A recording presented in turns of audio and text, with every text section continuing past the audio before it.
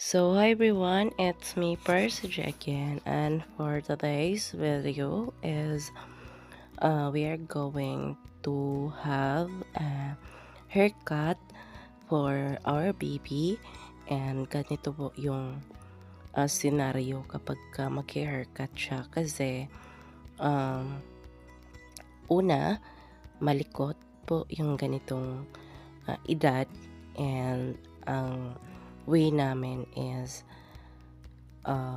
may titingnan siya or favorite movie niya. So, diyan sa cellphone or TV yung gamit namin. So, sa next is ayaw niya yung mabalahibo, no? Kasi nga makate, and then next is naiingayan siya diyan sa ating razor, no? Yun yung isa sa pinaka malikot siya. So, ang advantage nung bata pa siya is ay bata pa naman siya ngayon, but yung hindi pa siya masyadong magalaw, like months hanggang 1 year. So, hindi siya masyadong malikot that time. So, ang kanyang first haircut is when he is 6 months. So, ginupitan na namin siya kasi hindi pantay yung kanyang buhok. So, we asked an advice to the doctor.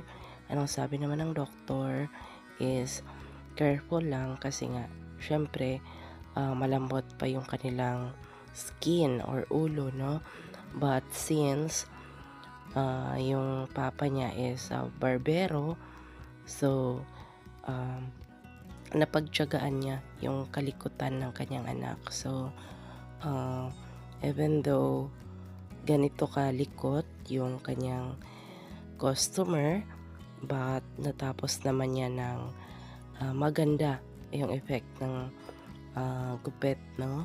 So, again, pinakita ko lang dito kung gaano kami maggupit sa anak namin. So, todo effort talaga, no, para ma-achieve yung kanyang new look. So, again, everyone, thank you sa palaging pagsubaybay sa aking channel, and hoping na kayo din ay magpatuloy sa inyong mga agenda since sa simulan natin yung pagiging vlogger. So again guys, thank you so much. Ingat lagi and God